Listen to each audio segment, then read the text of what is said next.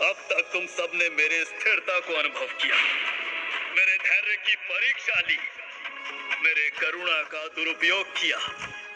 मैं फिर भी शांत रहा, परंतु आज ये सृष्टि मेरे क्रोध की साक्षी बनेगी। मैं केवल एक योगी नहीं, एक संहारक भी हूं। जब धर्म को ठेस पहुंचती है, जब प्रेम का अपमान होता है, तब तांडव जन्म लेता है। और अब मेरे तांडव से ये संपूर्ण ब्रह्मांड भस्म हो जाएगा। जब जब अन्याय अपने चरम पर होता है, जब प्रेम का तिरस्कार ब्रह्मांड के संतुलन को डगमगाने लगता है, तब वो उठते हैं। वो जो ध्यान में शांत दिखते हैं, पर भीतर अग्नि का महासागर लिए बैठे हैं। मेरे अर्धनारेश्वर शिव। देवता घबराने लगे, काला धुआं आकाश को घेरने लगा। शिव ने अपनी तीसरी आंख खोली और फिर आरंभ हुआ महातांडव।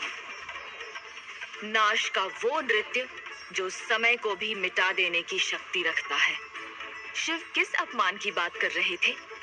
ऐसा क्या घटित हुआ कि सदा शांत रहने वाले शिव संपूर्ण पृथ्वी को विनाश की अग्नि में झोंकने के लिए तैयार थे? त्याग और तपस्या के प्रतीक शिव अपने प्रेम के लिए महातांडव कर रहे थे। ये प्रेम था उनका मुझसे।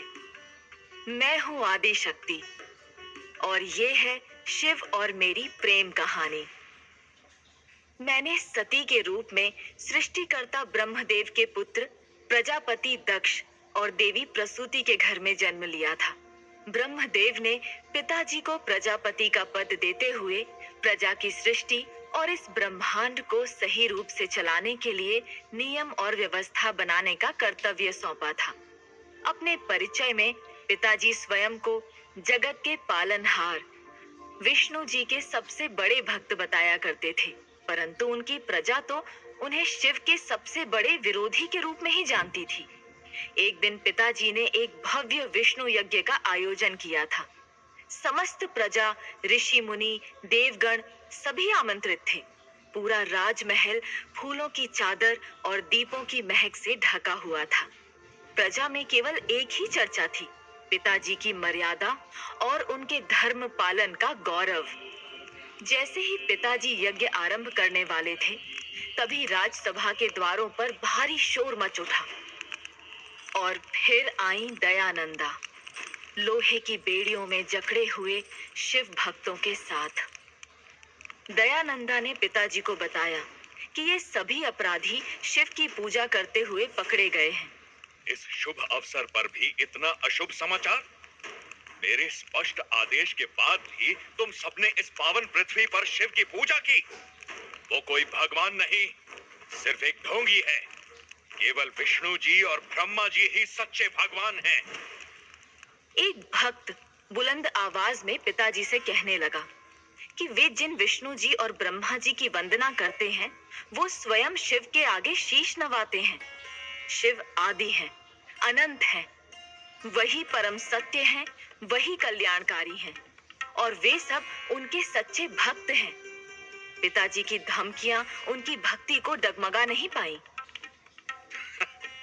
इतना ही प्रिय है तुम्हें तुम्हारा शिव, तो अभी तुम सबको उसके पास भेज देता हूँ। दयानंदा, इसका सिर धड़ से अलग कर दो। इतनी बड़ी सजा इतनी छोटी सी बात पर, क्या ये सही है? पिताजी के इस आदेश ने सबको स्तब्ध कर दिया था। देवताओं ने विरोध किया, कहा कि शिव की पूजा करना अपराध नहीं, सौभाग्य है। पर पिताजी ने किसी की ना सुनी। दयानंदा धीमे धीमे कदमों से उस भक्त के पास पहुंची, और जैसे ही उन्होंने तलवार से वार किया, तलवार 2 टुकड़ों में टूट गई। टुकड़े जमीन पर गिर पड़े। यज्ञशाला में सन्नाटा छा गया। कोई कुछ नहीं कह सका। उस भक्त ने पिताजी की आंखों में आंखें डालकर निडरता से कहा, शिव कई वर्षों से गहन समाधि में लीन है। कोई उनका ध्यान भंग करने का साहस तक नहीं कर सकता। परंतु अपने भक्तों को संकट में देख वो स्वयं ध्यान से जाग उठते हैं, क्योंकि शिव अपने भक्तों के लिए सब कुछ त्याग सकते हैं, यहाँ तक कि अपनी शांति भी। शिव, तुमने अपनी मायावी शक्ति से इस एक भक्त की तो रक्षा कर ली, पर अब बाकी इन सब का भविष्य मेरे हाथ में है। मैं इनका भविष्य अंधकार से भर दूंगा। दयानंदा, इन सबको काल ग्रह में बंद कर दो।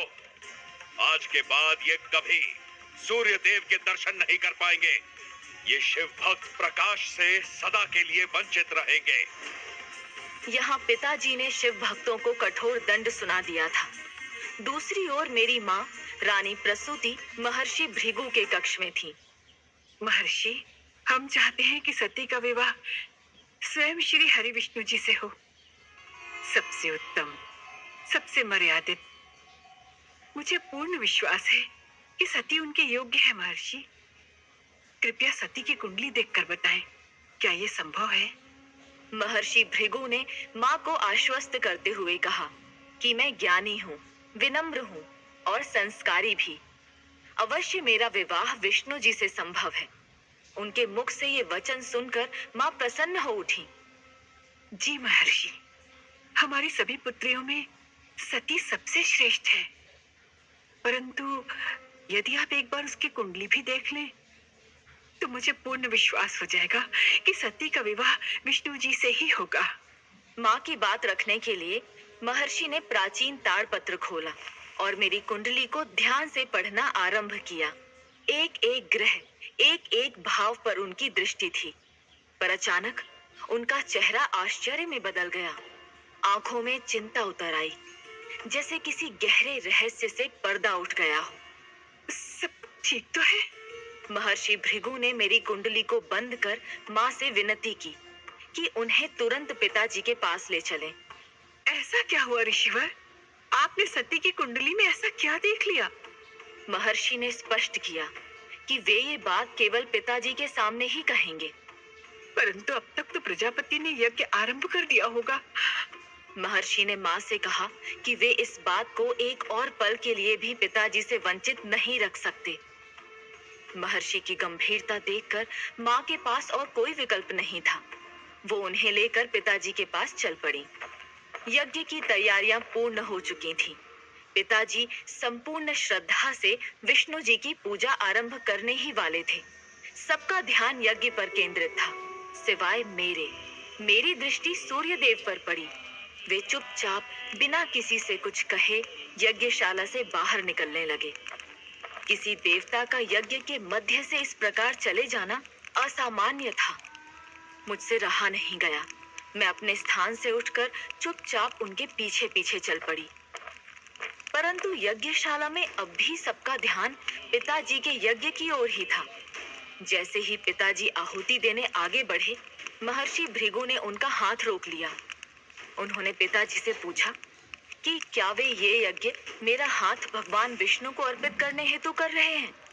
पिताजी ने अपना हाथ छुड़ाते हुए दृढ़ता से कहा, अवश्य। महर्षि भृगु ने पिताजी से चेतावनी भरे स्वर में कहा कि वे प्रयास कर सकते हैं, किंतु मेरी कुंडली के अनुसार मेरे भाग्य में शिव की अर्धांगिनी बनना ही लिखा है। यही मेरी नियति है। महर्षि भृगु के शब्दों ने पिताजी को विचलित कर दिया। उनका चेहरा कठोर हो गया। आंखों में क्रोध और घमंड एक साथ उभरने लगा। ये आप कैसी अनर्थ की बातें कर रहे हैं महर्षि? महर्षि भृगु ने कहा कि ये बात वे नहीं, स्वयं ब्रह्मदेव कह रहे हैं। अपनी रचना के माध्यम से मेरे जन्म से पहले ही मेरा भाग्य तय हो चुका था, जिसके अनुरूप मेरा विवाह केवल और केवल शिव से ही संभव है। बस महर्षि, मैं आपका सम्मान करता हूँ, पर अपनी सीमाएं लांघने की भूल न करें। मैं इस भविष्यवाणी को स्वीकार नहीं करता। मेरी पुत्री का विवाह केवल विष्णु जी से ही होगा, और यदि नहीं तो हम उसका विवाह किसी अन्य देव से कर देंगे। मेरी पुत्री मृत्यु को गले लगा लेगी, पर शिव को अपना वर कभी नहीं चुनेगी, कभी नहीं। महर्षि भृगु चुप हो गए, पर उनके मौन में भी एक स्पष्ट चेतावनी थी। पिताजी ने मंत्रोच्चार शुरू किया। मानो उनका ध्यान केवल अपने लक्ष्य पर हो। यज्ञशाला में हो रही घटनाओं से अनजान मैं सूर्यदेव का पीछा कर रही थी। उनके कदम तेज नहीं थे, पर हर एक कदम दृढ़ निश्चय से भरा था। मैं बिना कोई आहट किए, बिना उनका ध्यान अपनी ओर आकर्षित किए, चुपचाप सावधानी से उनके पीछे चलती रही। वो यज्ञशाला से बाहर निकलकर उस दिशा में बढ़ रहे थे जहां कोई नहीं जाता था। महल का वो हिस्सा जहां ना धूप ठहरती ना उजाला, जहां छाया तक डर के मारे ठिठक जाती है। काल गृह के द्वार पर दयानंदा पहरा दे रही थी, हाथ में तलवार और चेहरा पत्थर सा सख्त। पिताजी की अनुमति के बिना वहां प्रवेश करना पूर्णतः वर्जित था। सूर्यदेव भी इस नियम से अवगत थे। उस काल गृह से आ रही शिव भक्तों की चीखें आज भी मेरे भीतर गूंजती हैं। सूर्यदेव ने जैसे ही दयानंदा को देखा, वो तुरंत एक खंबे के पीछे छिप गए। कदाचित वे नहीं चाहते थे कि दयानंदा उन्हें काल गृह की ओर बढ़ता देखे। उनकी दृष्टि दयानंदा पर स्थिर थी।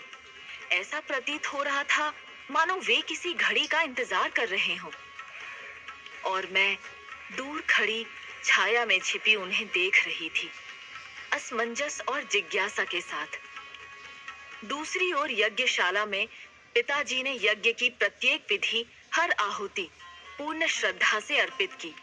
देवगण आपस में चर्चा करने लगे कि पिताजी जैसे यज्ञकर्ता तीनों लोक में नहीं। और फिर उस पवित्र हवन कुंड से एक दिव्य प्रकाश फैला।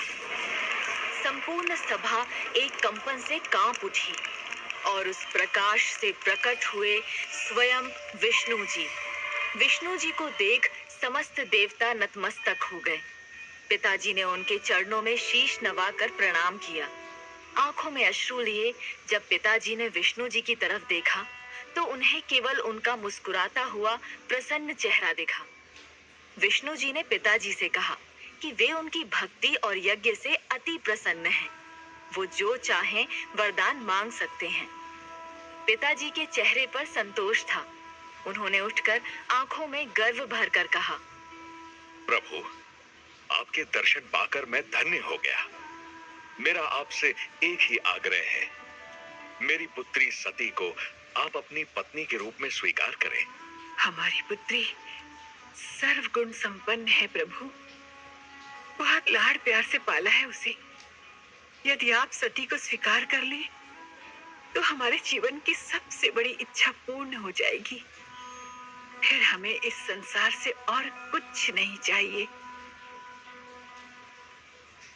विष्णु जी मुस्कुराए, ना तो सहमति ना असहमति, बस करुणा से कहने लगे कि मैं अत्यंत पुण्यवती हूँ, परंतु मेरा भाग्य किसी और के साथ जुड़ा है। इसी कारण वो मुझे स्वीकार नहीं कर सकते। माँ पिताजी की आंखों में निराशा साफ झलक रही थी।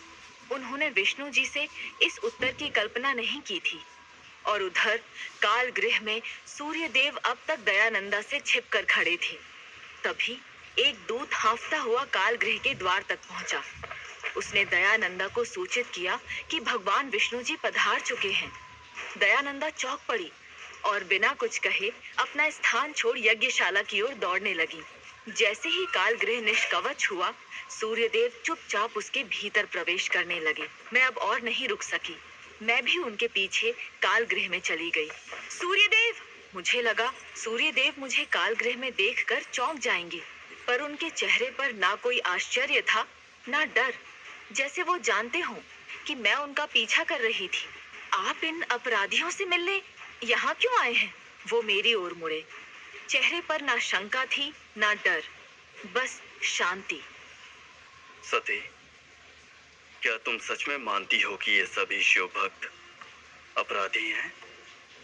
मैं अचंभित रह गई। मैंने धीरे से अपना सिर झुकाया। पिताजी ने स्वयं कहा है कि ये शिव भक्त अपराधी हैं। सती, तुम अब तक अपने असली अस्तित्व से अनजान हो। तुम सिर्फ प्रजापति की पुत्री नहीं, उससे कहीं अधिक हो। अब एक बार सोचो, एक पुत्री नहीं, एक आत्मा बनकर सोचो। क्या तुम्हें सच में लगता है कि भक्ति अपराध हो सकती है? मैंने काल गृह में खड़े उन भक्तों को देखा। उनकी आंखों में भय नहीं था, बस आस्था थी। कदाचित यही आस्था थी जो सूर्य देव को वहां खींच लाई। पिताजी ने उन्हें दंड दिया था कि अब ये शिव भक्त कभी प्रकाश नहीं देखेंगे, लेकिन इनके अंधेरे को दूर करने के लिए स्वयं सूर्य देव आ गए थे। मेरे मन में एक नया प्रश्न उठने लगा। हर व्यक्ति को अपने ईश्वर को चुनने की स्वतंत्रता होनी चाहिए। अगर भक्ति अपराध है तो हम सब दोषी हैं। नहीं, ये शिव भक्त अपराधी नहीं है। मैंने काल गृह का ताला खोल दिया।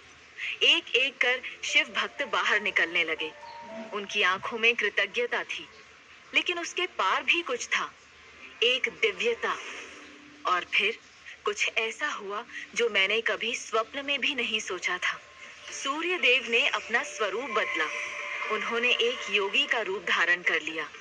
गले में नाग, भस्म से रंगी हुई भुजाएं और पूरे शरीर पर रुद्राक्ष की माला।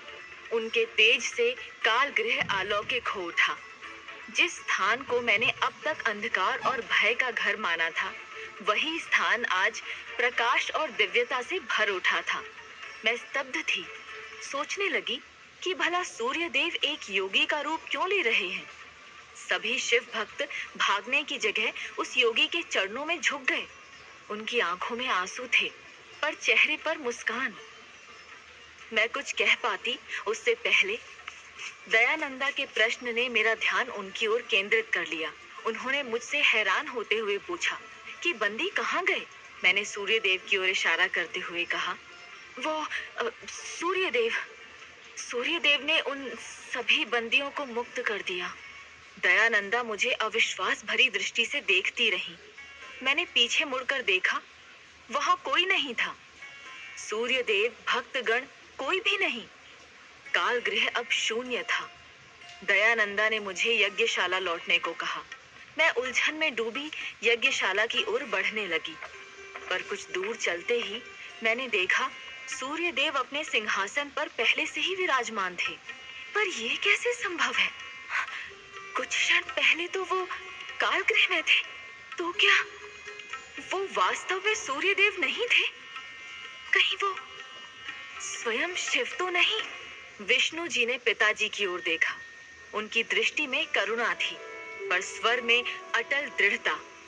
उन्होंने कहा, दक्ष, आप प्रजापति हैं, सृष्टि के पालक हैं, परंतु भाग्य आपके अधीन नहीं चलता।